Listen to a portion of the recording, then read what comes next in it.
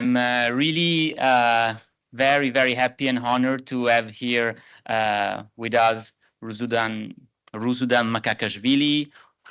We can applaud her, I think, who is not only MC member for Ukraine, but she's also a renowned linguist, and now I'm going to present her. She's head of the Internationalization of Higher Education Research Lab and professor of Romance Languages Department at the Boris Grinchenko Kyiv Metropolitan University in Ukraine. She's a leading researcher in digital lexicography, computational linguistics, and AI-enhanced language technologies. She serves as a research expert for European Digital Education Hub, European Commission, and the ETF Skills Lab Network, while participating in multiple Horizon Europe projects, including LXI, European Lexicographic Infrastructure for Artificial Intelligence, and serving as management committee member not only for ENEOLI, but also for Eurogloss, another recent cost action led by a colleague in Turin in architecture that I happen to know recently.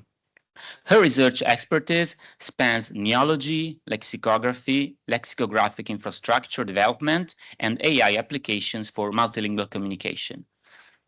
She has been an evaluation expert for European Commission's Horizon 2020 and Horizon Europe programs since 2016 and contributes to the National Large Language Model Development Team for Ukraine's Ministry of Digital Transformation.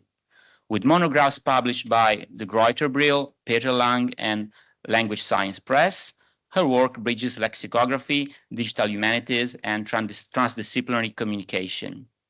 She serves as editor-in-chief of Digital Humanities Workshop Proceeding, ACM, and sits on the editorial boards of leading international journals.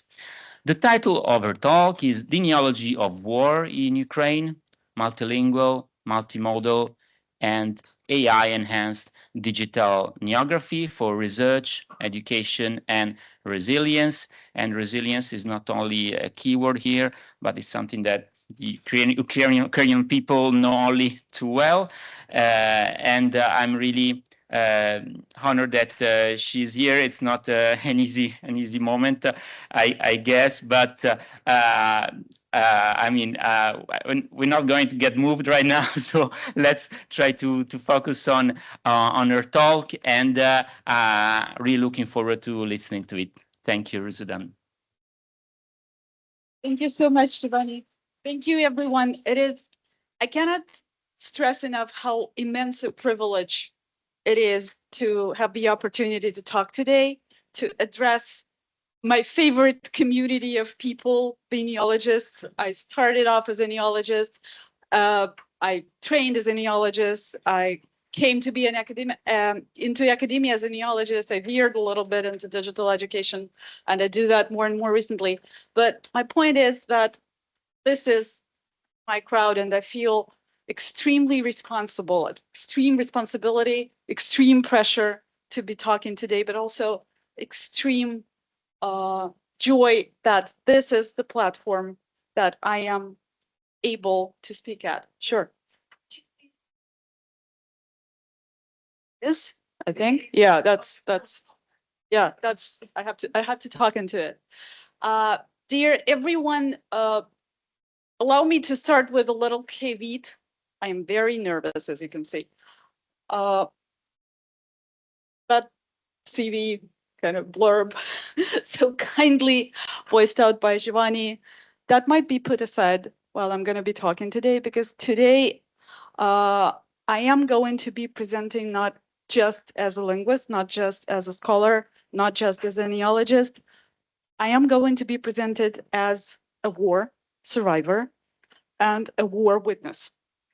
And this project, the idea of the Glossary of War, is essentially a passion project and a testament, a living testament of everything that my country and my generation, the generation of my students, the European civilization, of everything that we're going through, just addressed through the key entry points of linguistic technology and linguistic research tools.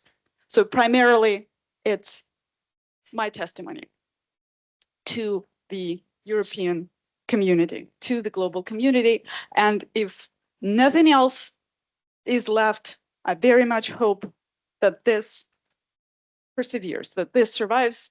This Saturday, well, just my arriving here, it was not a given. My making it till morning was not a given. Just sanity was not a given. Survival was not a given. That was just this weekend. Okay, so without much more pathos, there's going to be more pathos along the way. Let's start. So this is a little overview. I'm going to step down. I'm not on the podium. We're all on the same level. I'm very, very humbled. Yet again, I'm very, very humbled, very, very self-conscious. So this is a little bit of kind of road that I'm going to take everyone on. I hope to do so. We start with the questions why the language of war matters.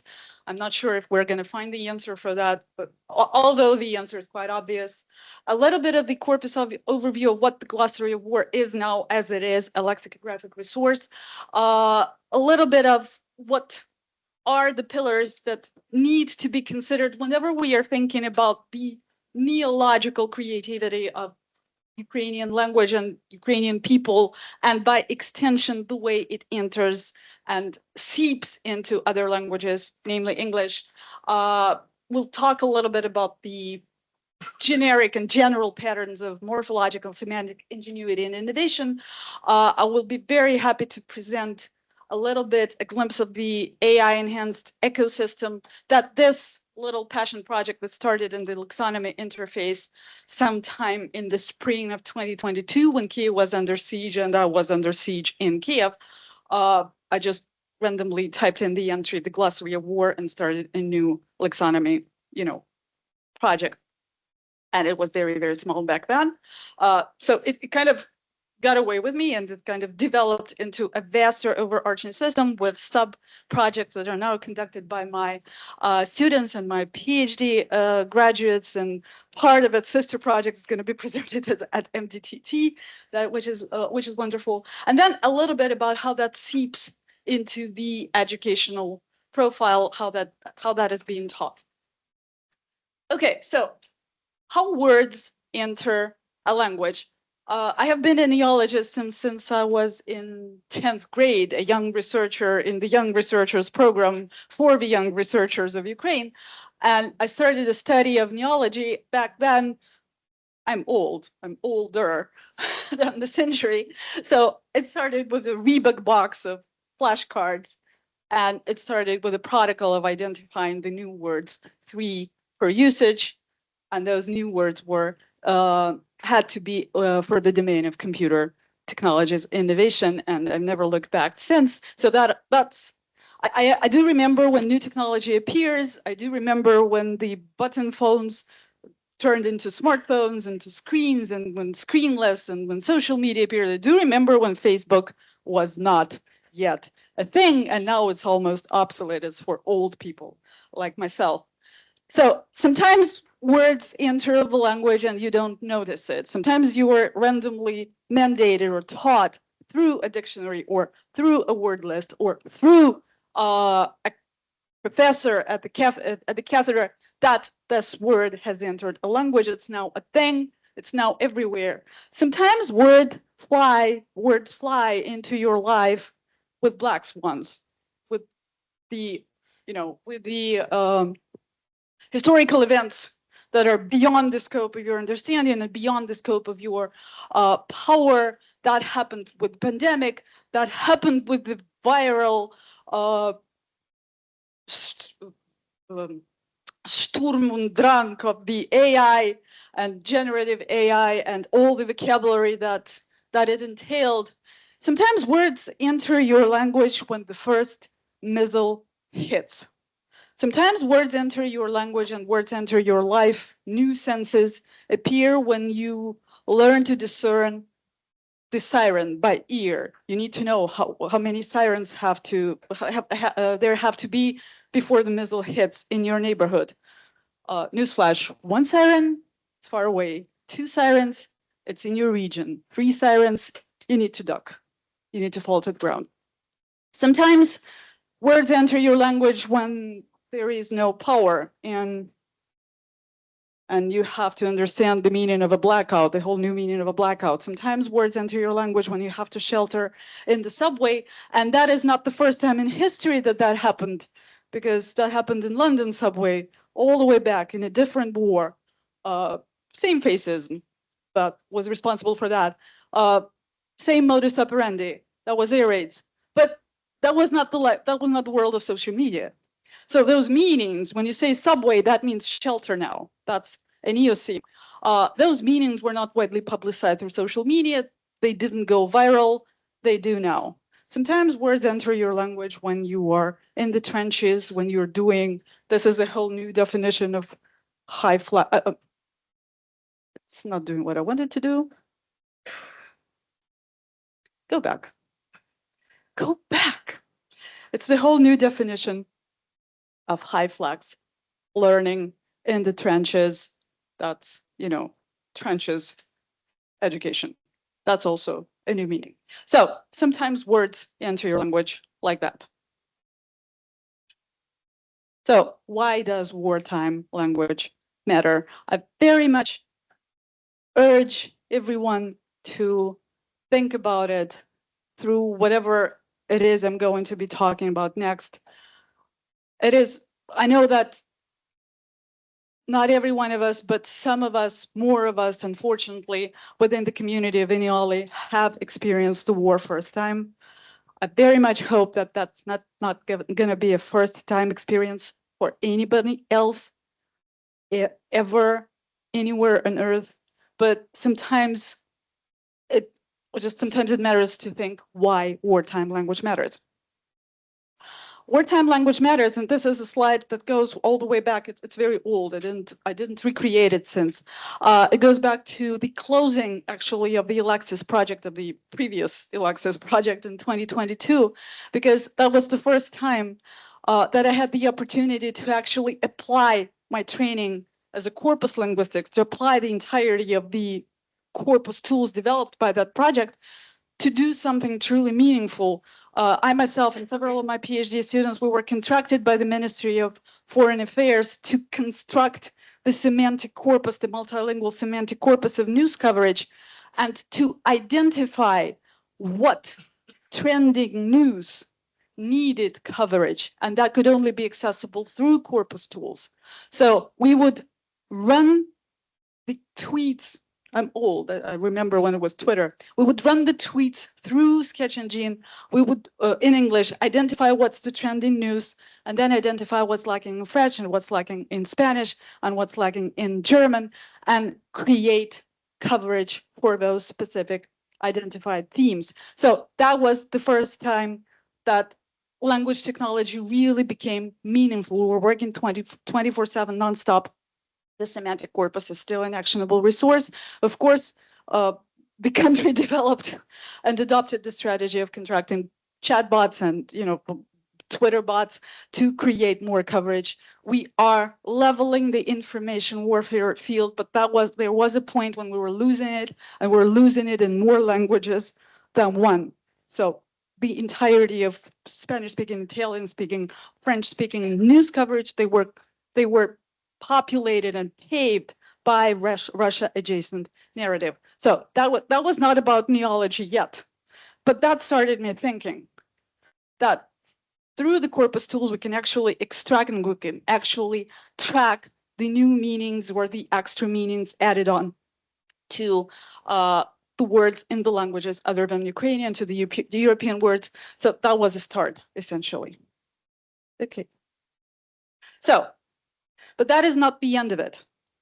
This war, what I'm a witness of, what I am a participant of as a digital citizen, as a digital communicator, as a blogger, just as a person, as a Ukrainian, it's generating senses on so many levels so quickly.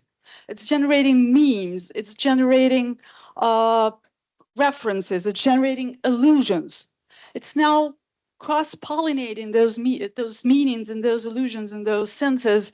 It's generating terms. Those are just the daily infographics that we get of the types of missiles and weaponry that were hitting us. Like you can see, this was outdated. The numbers are like in hundreds now, every single day, daily updates. So we learn terms very quickly. We learn to determinologize them, and we'll learn to make them a neologism. We'll learn to make them words of common usage in the new sense. My point is, it was so versatile that it also occurred to me that that needs to be documented, that needs to be preserved. I want this memory to persevere. I do not want it to be a one-off TikTok phenomenon. I don't want it to be lost. We might not, as a literary culture, we might not spawn an Ernest Hemingway. We may, but we might not yet. But we need not to forget, the backlog, because the events in the front, the events in civil casualties, the tragedies, they pile up so fast that all those, tractor troops and the little explosive sniffing dog, that one's a hero. That's a real star. His name is Shell. Is Doug the Shell. And he's a member of countless new phraseologisms and so on, a participant. So I don't want that to be lost. So that needs to be passportized. And that's essentially the purpose of the Glossary of War. Why language matters as the first line of defense. I'm fairly sure you've seen this one a lot. Transcribed, translated, transmutated in various meanings. The first verbal reaction to the invasion was go to hell, essentially. And that's something since then the Russian worship in Ukrainian and cross-pollinating into English as a sad expression has actually transformed into a huge failure. We sunk that Russian worship ever since. It was considered to be unsinkable. It was a cruise worship, Moscow. It is at the bottom of the sea right now. To follow the Russian worship now means, to go to hell. To follow the Russian worship now means to amass resources for the target for the aim you're never going to gain. So that is the semantic derivation. That is the new meanings attached to something which is essentially just a mundane, a regular phrase.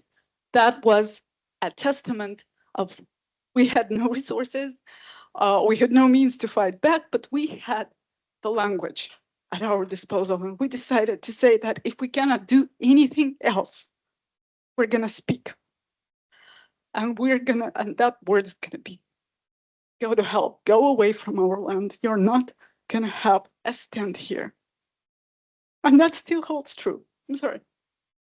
I'm so very sorry. I mean, I have a lot more to cover, so I need to compose myself.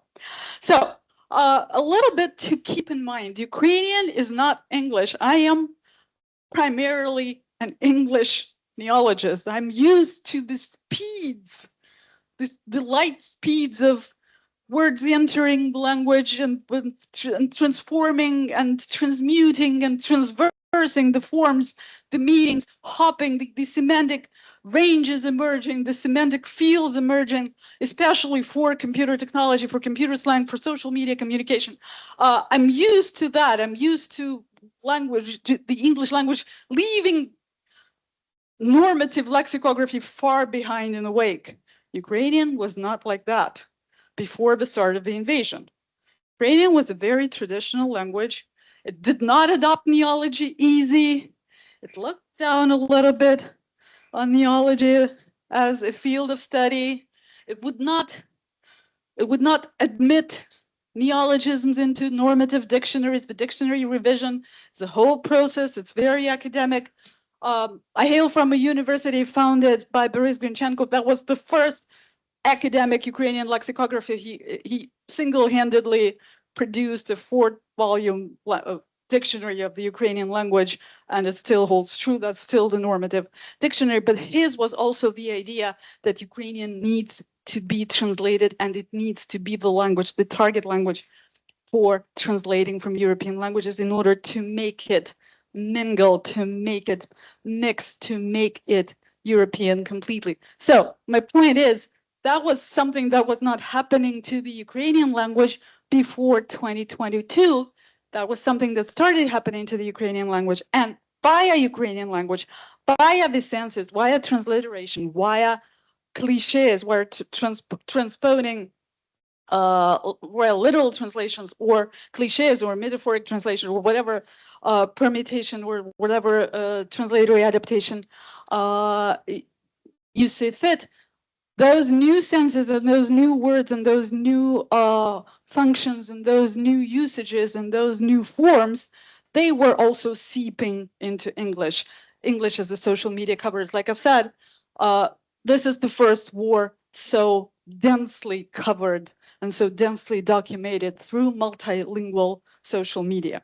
And this is the first war so densely covered by Ukrainians in English. So we are dragging all of that neology with us into the version of English that is covering the narrative of the war. So that also demanded a kind of a lexicographic response that would be up to speed to those changes. And like I've said, it also needed to be a testament of memory. It needed to be a document that will also help historians follow what this war used to be and what it used to be for the culture.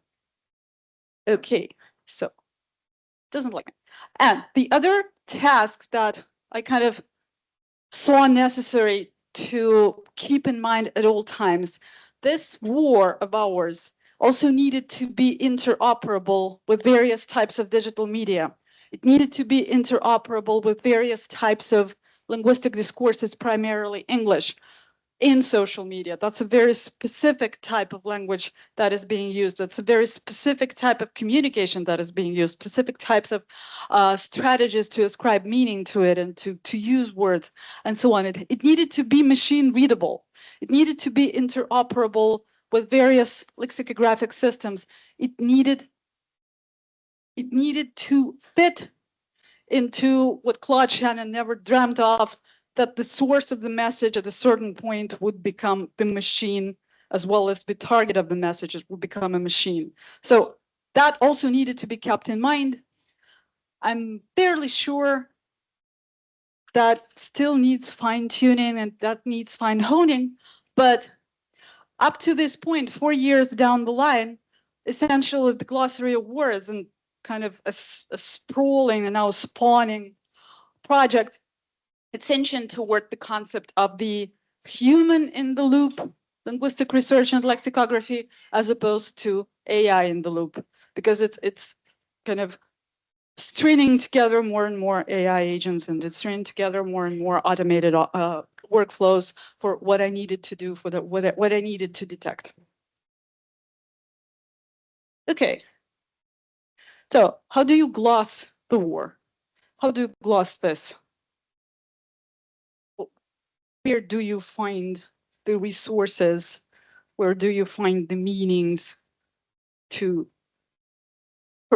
profile what the experience of the war is?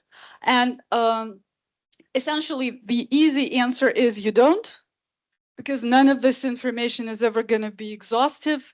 As you can see, the entries are limited because, like I've said, that this is still not a language that is used to hundreds of neologisms being tagged along, and we have to verify and to check every entry, and we have to make sure that it tracks usage, so that's not a one-off.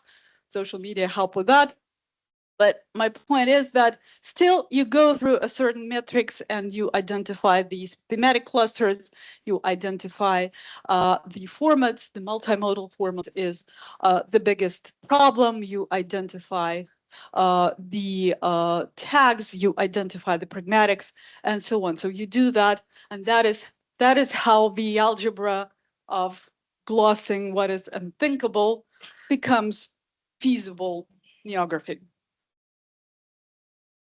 So the thematic clusters are quite straightforward, and they're quite obvious: resistance, weapon, digital and civic tech, diplomacy, propaganda, geopolitical operations, war crimes, language and identity, military vocabulary, terminology. Terminology features a lot, and it might seem like those are not neologisms, but trust me, determinologize.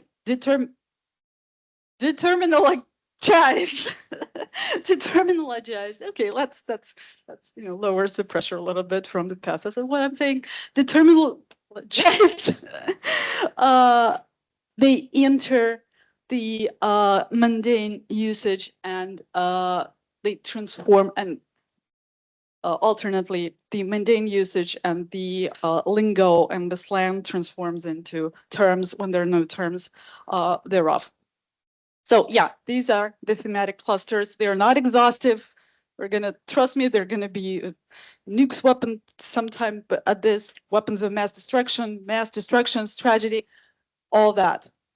The other thing that needs to be understood about the language of the war in Ukraine, and that is essentially the key to why we're still standing, why I'm still here. This is a fundamental, a go to hell kind of irony. This is that held through all through the invasions of all the empires that my country has endured. It holds true still.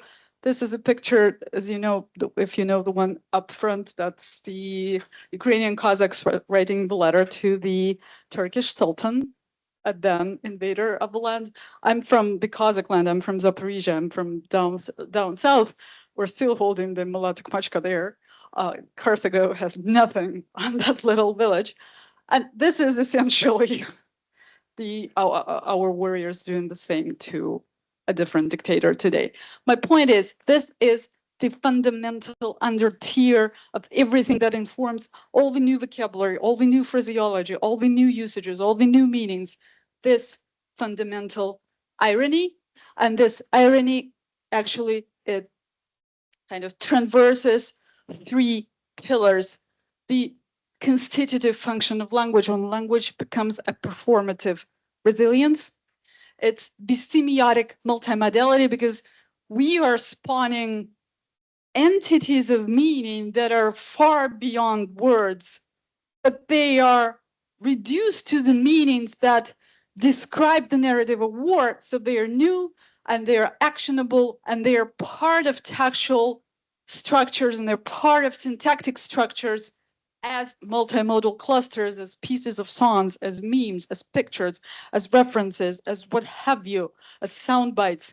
So they become the new type of vocabulary that is multimodal. Like I said, I've seen it happen to English language when it tried to follow the development of computer technology and to follow it into the bright new tomorrow linguistic form and linguistic meaning, beyond structure, beyond the comprehensive flexibility, with emojis and emojis being part of the corpus and emojis, just jumping out of the Unicode ascribed meanings and doing whatever they wanted in discourse. So I witnessed that as a linguist with a different language, but what's happening to Ukrainian and what's happening to English as it embraces the meanings of the Ukrainian war, that's beyond the scope of comprehension. And the other pillar would be the cognitive resilience. It's the meaning that goes deeper than the surface, it goes deeper than the form, goes deeper than the adoption of a new word form or of a new meaning. It's something that underlies what we are. We name resistance, and that's how we become resilient. So those are the examples, just the random and very limited examples of how irony works to create new meanings. Orcs, that would be Russian troops for us now. Mordor, that would be just Russia. And it's such a widely adopted neo-theme for Mordor, that being an illusion, that being Tolkien, and Tolkien originally actually meaning the Bolsheviks. That all works. It all makes sense. We don't need the reference anymore. We don't need the asterisks anymore. We just know what we're saying. the little motorbikes, the mopeds, we call Shahed drones. Trust me, there is nothing little about that drone. There is nothing little about even the debris hitting you. It can kill you. It will kill you if it hits. It can level the entire building if it's not intercepted. We call them mopeds because they sound like mopeds. And yeah, that's just something that makes them diminutive and funny and approachable, and that makes them survivable for us. To 200 somebody, that means essentially, that means to kill in action. We do that. We made a form out of the numeral. We made it a part of a word building paradigm. 200 за 200 за 200 вся 200. That's all a verbal paradigm for one and the same meaning. You kill someone in action. We name different, we add on a tag of the resilience as a meaning, resilience as a label, or resilience as an undercurrent somewhere within the structure of new meanings whenever we are labeling whatever phenomena that needs to be labeled. A point of indemitability, that is a place where you go to when you have no heating, no power for 20, 30, many hours on end, when you have no water. We transform that meaning into essentially, I'm calling my purse an indemitability purse because essentially I can grab it and run away and flee to a different country. I have everything I need there. We call our homes indemitability points. We call our friends, when we assemble with friends, we call it an indemitability party, because indemitability becomes, it acquires a very new meaning. It becomes resistance named. It becomes, we are making it work. We're still standing, even if all the odds are against it. And that is just one example. This particular examples and the Glossary of War in particular, it also passportizes and profiles the labels, the verbal labels for very real war crimes. The term, go back from a nice cat to this. The term children is not a neologism, right? You might say, Rusudan, that's not a neologism. Everyone knows the word children, dite. When it becomes an inscription on a car that tries to escape the troops advancing, it acquires a whole new meaning. It means don't shoot. It means civilians. It means someone that is not an enemy. And there are so many examples of those cars being destroyed while they were escaping. Mariupol dramatic theater. I'm fairly sure you've all seen that panoramic shot of it completely obliterated by an aerial bomb with a huge inscription. It's like in life-size letters with a huge inscription, children, by it. They were hitting with a first-person view aerial bomb. They knew they were hitting. There were hundreds of children down there, hundreds of people, about half of them children. So this means that the term children in this form, capitalized, it acquired a new form. It acquired a new meaning, civilians, and it acquired a new meaning, casualties. That's the new meaning, and that is the meaning that we profiled, passportized, and submitted to the International Criminal Court. So something that very little something, but a neologist could do is to profile a new meaning and to submit it as a war crime. If nothing else, this is the testament. Okay, the fun part.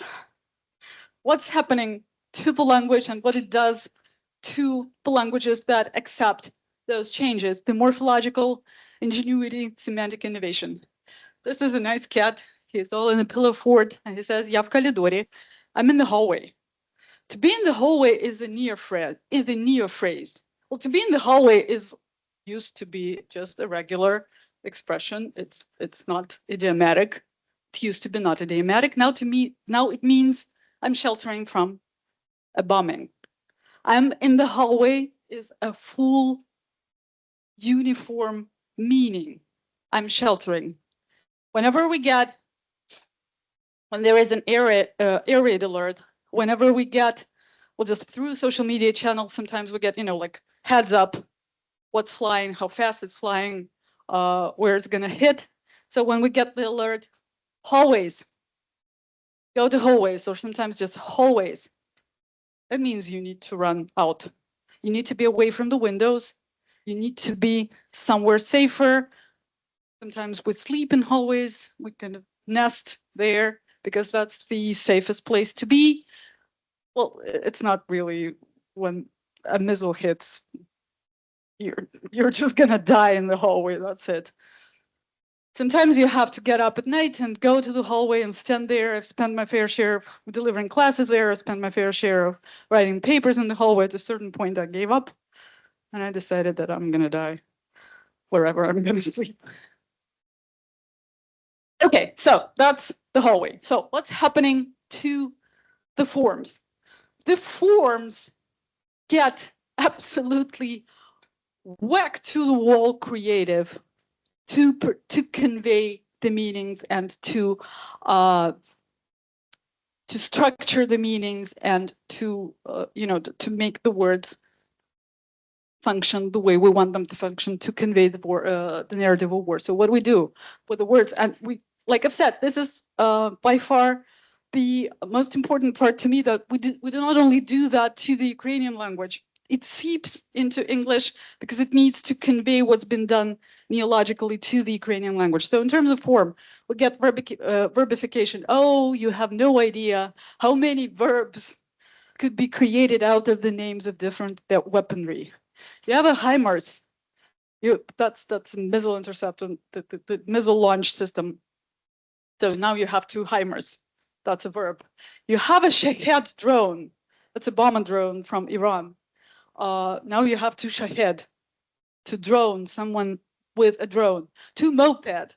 That's also, a semantic derivation right there. Like I've said, we have adopted the determinalization as a way of a shortcut to the meaning. So normally a layman wouldn't use the terms X-101, that's a missile, that's a cruise missile. An Iskander, that's a ballistic missile, that's faster. Or a dagger missile, that's also a ballistic one, but faster than the Iskander one, but less deadly than the Iskander one. We would just say a dagger or an Iskander or an X to mean a missile, any missile. But like I've said, just when you know, when the dagger flies, you have to be in the hallway right away. You don't have much time. When the Iskander flies, the hallway is not going to help you. And last Saturday, all of that flew at once. We hybridize forms, and that is by far my favorite part, because Ukrainian language doesn't normally have the morphological means to do that. But, as it turns out, we do. The one thing that English taught me as a neologist, there is no length the language won't go to in order to convey what it means to through the most economic and evocative means possible. And that's what we are having now. 450 in a sentence. It's 450. That means all clear. It's okay. To 200, you already know that, that's to kill in action. To 300, that's to wound in action. So we have not, the examples here are verbs, but they could be nouns. The 200s, there are two 200s, three 300s. He's 300ed himself on his own mind, something of the sort. And the contractions are glorious, and they're gloriously transliterated, or they're transponed into English, because the contractions would sometimes take a Russian propaganda phrase. This is one of my favorites. My other favorite is analogov нет. Их там нет. They're not there. That was said about the Russian troops that were already invaded. So их там нет. So now we are using их там неты. They're not theirs. they're not theirs. It's a noun now, meaning Russian troops that are presumably not there. They're there, and they're invading, and they're killing, and they're fighting, and well, now we're hitting back. Or analogov нет. That's about the intercontinental missiles that can carry nukes. Sometimes they misfire. So now we're identifying that no analogy, or no analog as just a faulty weaponry. So that's something that's done to form. There are things that are done to meaning as well, and these are very limited ways that meaning transmutates and new meanings are added. Okay, I've already given you the examples of semantic derivation. We have a hallway that doesn't mean a hallway, it means a place of shelter. We have a blackout, and the blackout is a regular term. It means no electricity, but it also, it didn't used to mean no electricity for 36 hours. Didn't used to me. And with the blackout, we now also have a freeze out. That's this winter. This winter, trust me, the Grim Reaper was standing above the city. That was the feeling. Complete darkness, complete freezing temperatures and freezing cold in the buildings. And it felt like there would be no hope. But we survived that as well. We're here. Indomitability, it still means indomitability, but it also means ingenuity. It also means innovation. It also means resilience.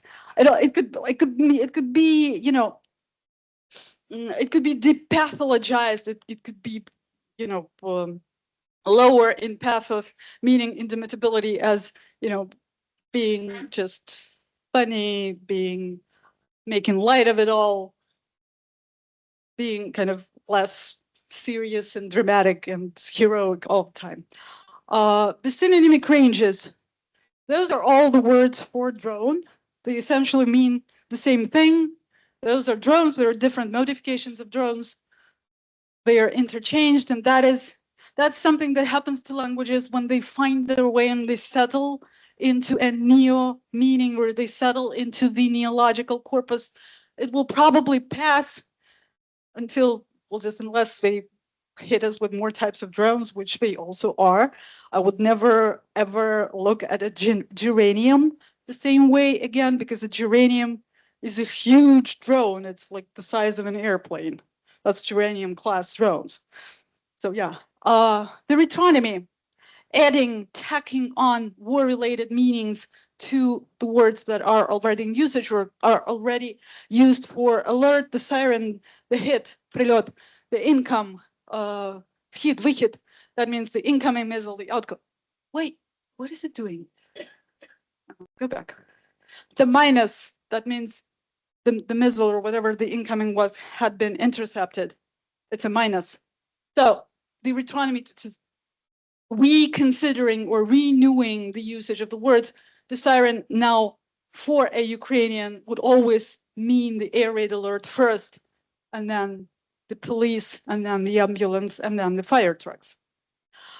The metaphoric and metonymic extension, like I've told you, the indomitability point could be anything, including, you know, my kitchen. That's my indomitability point, because that's where the coffee maker is. And that's what makes me indomitable. The hazelnut, you know what a hazelnut is?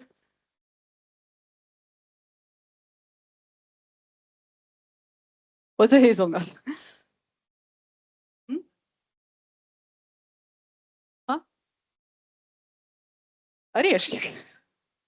Okay, in what meaning is it орешник?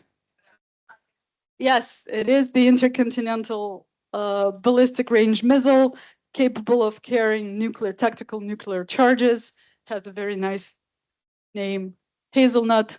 So now hazelnut always is going to be meaning that first, and the ICBM second. And we're also doing lots of funny stuff with the hazelnut. We call it черешник, we call it kokoshnik. We're, you know, playing on phonology, we're playing on words, we're making light of it. That's from the previous slides, that's about resilience. The Malatic Machka, like I've told you, that's now the Carthago. That means a point of no entry. That means you shall not pass. That's a point beyond which nobody or nothing hostile is ever gonna pass. That's a little tiny village 20 kilometers from my home city, Zaporizhia. And like I said, Carthago had been fallen. Carthago fell earlier than Machachashvili. Machachashvili still holds. Okay, so that's what language does. What can we do to process it? How to help it? How to passportize it? How to preserve it, and how to automate? Profiling all those processes with meanings and forms and usage and pragmatics and cognitive functions and everything. How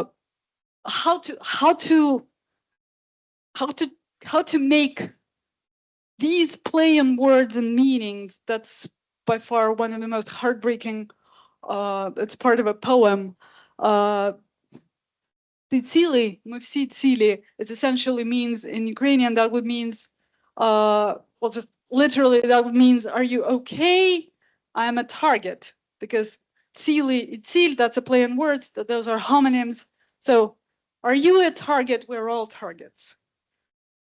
I mean, how do you explain that to a search engine? How do you explain that to a large language model? How do you do that? And that is where essentially my attempts and my group's attempts at creating the infrastructure of digital resources with what limited knowledge and resources we have, that's where it comes in mind, and that's where it steps in. And it started with Lexonomy. That's my favoritist resource, lexicographic resource ever, and my eternal gratitude goes to its developers forever and ever, because that's how it started. I tried to create and I tried to think of a scheme of annotation in Lexonomy that would reveal everything I want and I need the interoperable resource to reveal about the vocabulary and the culturology and culture mimetics of this war.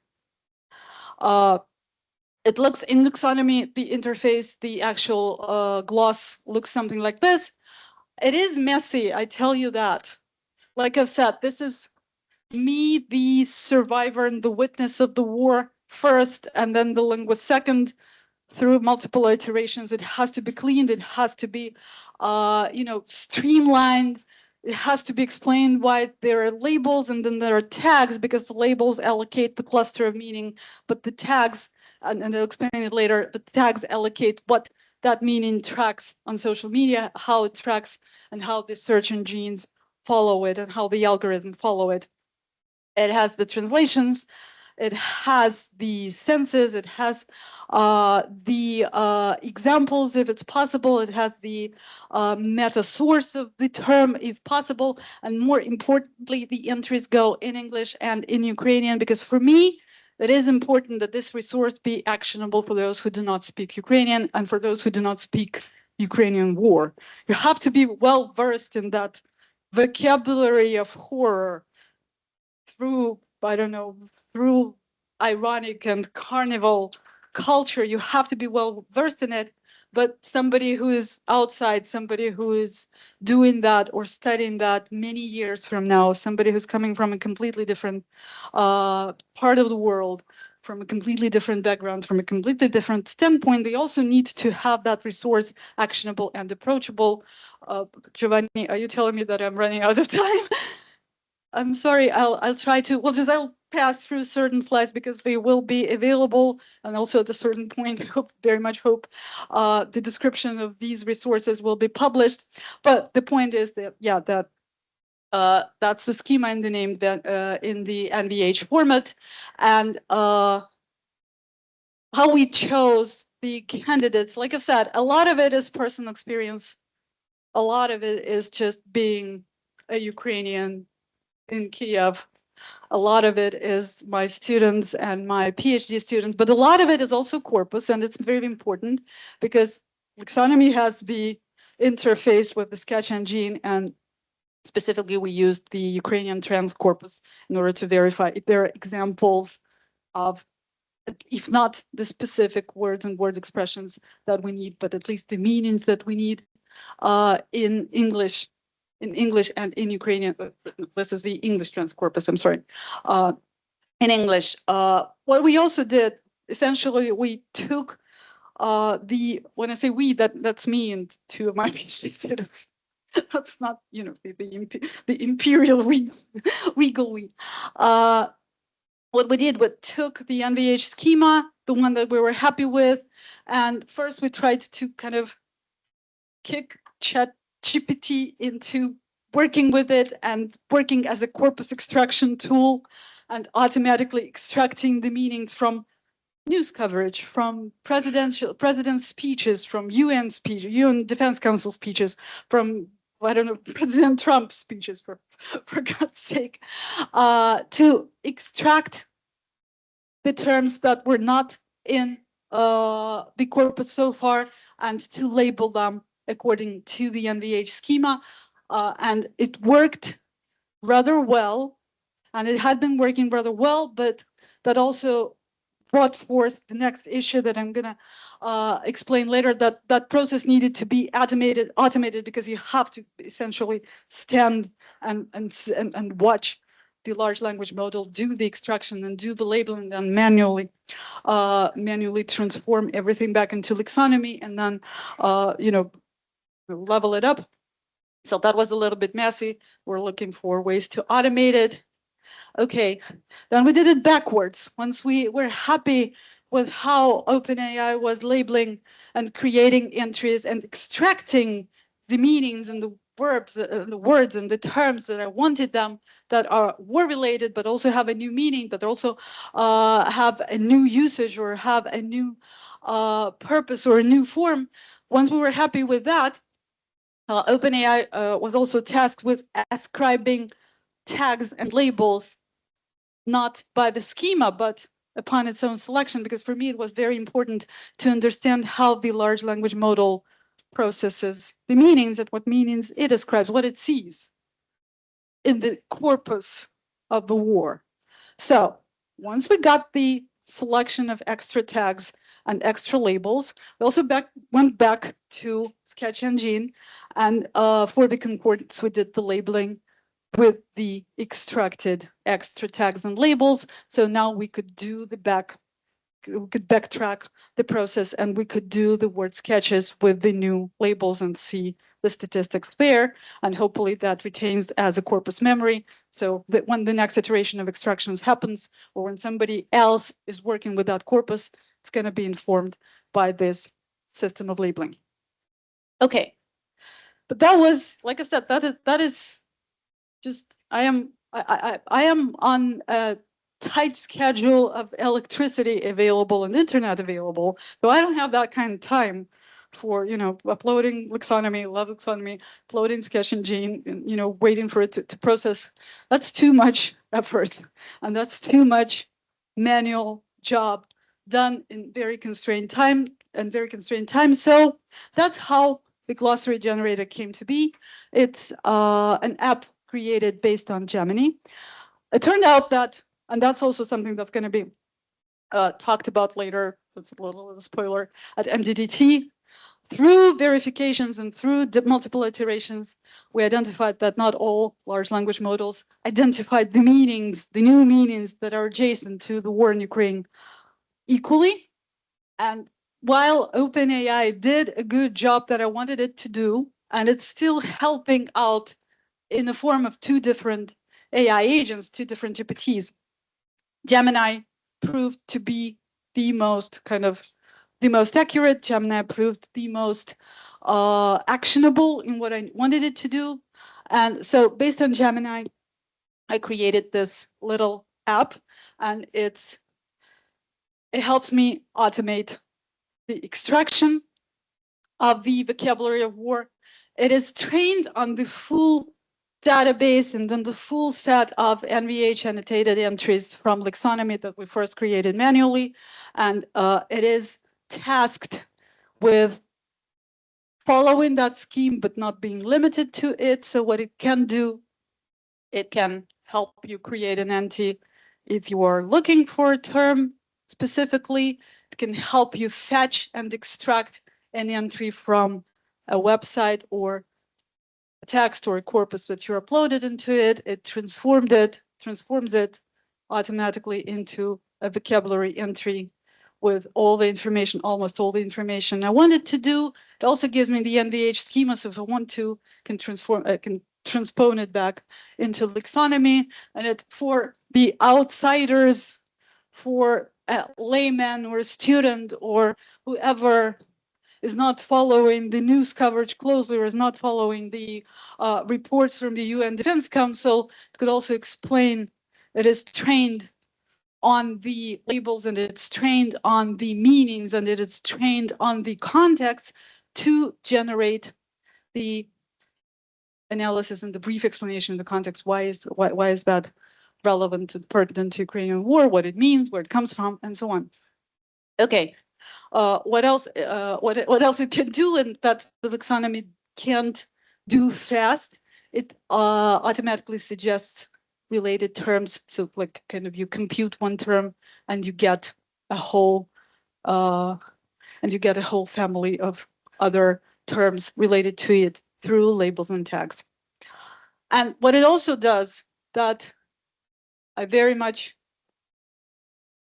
wanted it to do, it helps me profile and passportize the entities of meaning that are not words per se. This is a Russian warship go. I'm sorry for the vocabulary. That's verbatim. It became a stamp. It became a viral image. It became a shortcut of meaning. So whenever you see that image, that's the phrase it stands for. But neither large language model nor a layman user of English or other language would know that immediately.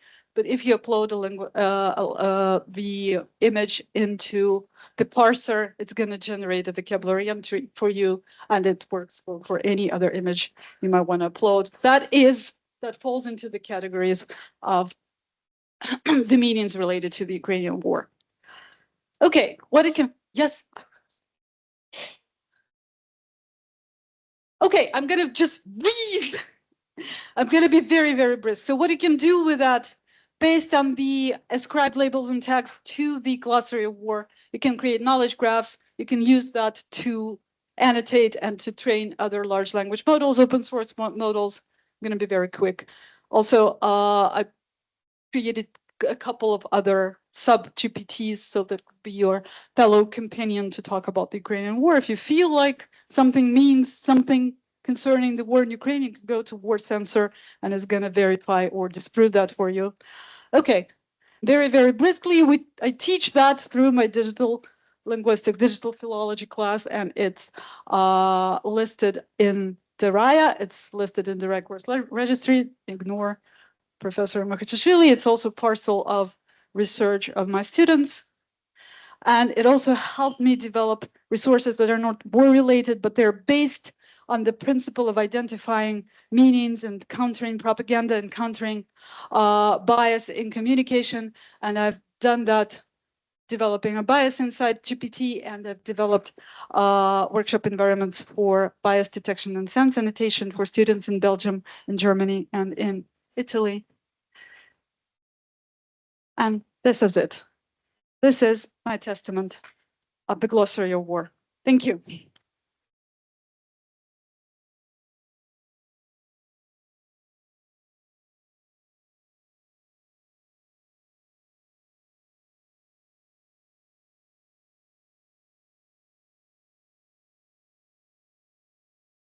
Well, what can I say? I'm really impressed by the rigor and the pathos that you managed to combine, and I may interpret it as, if I can add maybe a subtitle to the subtitle, it's also a testimony to lexical creativity in the age of time of crisis. And I think that you showed very well as you interpret the Glossary of War as an act of resistance, but also against oblivion, against because we all know that neologisms are very often ephemeral. but you try to, with your project, to counter this and to keep track of what is going on, because it has such a fundamental value for the community, and I think for Europe as a whole. So thank you very much.